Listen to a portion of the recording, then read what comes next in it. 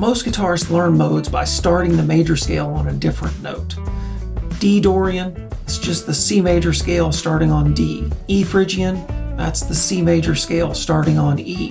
But let's be honest, does that actually help you use the modes in your playing? Today I'm going to show you why that approach is kind of useless, and more importantly, I'm going to show you how to understand modes in a way that actually makes musical sense. So in this short video, I'm going to show you what took me years to learn, unlearn, and then relearn how to practically use the modes. If you're an intermediate guitarist, this is going to be a massive unlock.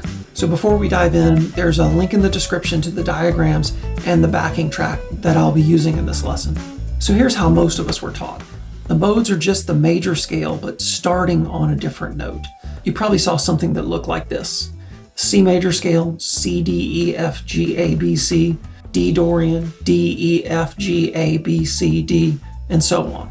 And while that's technically true, it doesn't really help you when you're sitting down to jam or write or solo. It tells you what the modes are, but not when or why to use them. To me, learning the modes like this is like memorizing how to say a phrase in French, but not knowing what it means. It might make you sound smart, but it won't make you a better musician. So instead, I want you to look at modes from a chordal perspective, because music isn't just scales, it's harmony. Let's look at the D major scale. Here are the 6 main chords located within the D major scale.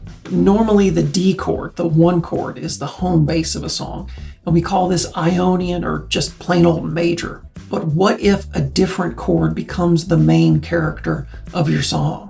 Let's take the song Franklin's Tower by the Grateful Dead. The progression for this classic funky tune is just A, G, D, G. So you can see that this is just the 1, 4, and 5 chords of the key of D, but the song is centered around the A chord. That's the first chord of the song, and that's the chord where the song wants to end. A is the 5 chord of D major, and when you center your music around the 5 chord, you're in mixolydian mode. So let that sink in. The mode that you're in isn't based on where you start your scale. It's based on the chord that the music revolves around. So here's a simple shortcut. Every mode corresponds to a chord number in the major scale. If your chord progression centers around the 2 chord, it's Dorian mode. If it's around the 5 chord, it's mixolydian.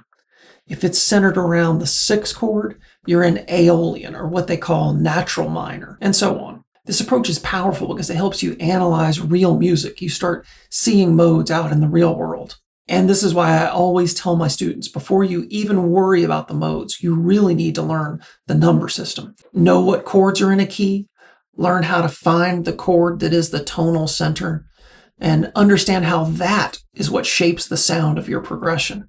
If you skip this step, modes will just seem like complicated theory, but if you nail the step, modes become creative tools that you can actually use. So getting back to our example song, Franklin's Tower, we said that it's in A mixolydian, which is the same as the D major scale. So if you look at this chart, we have the 5 shapes of the D major scale, and these are also the 5 shapes of A mixolydian. And in fact, they are the 5 shapes of all of the modes of D major. One huge mistake that I see guitarists fall into, and one that I fell into for years, is associating each of these shapes with a mode name. There is a lot of bad teaching out there showing a shape of the major scale and giving it a modal name based on the lowest note of that shape.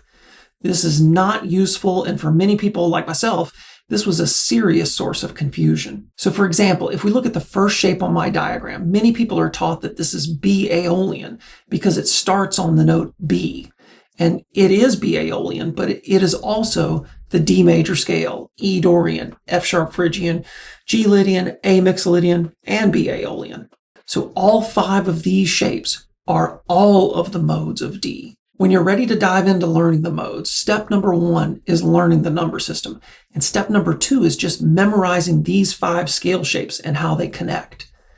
It might take a while to memorize all 5 shapes, but just look at it as a long-term project that will unlock all of the modes for you and allow you to play across the entire neck for any song. I suggest getting what I call shape number 1, the blue shape, and shape number 4, the green shape, down first, and then adding the rest of the 5 shapes to your vocabulary.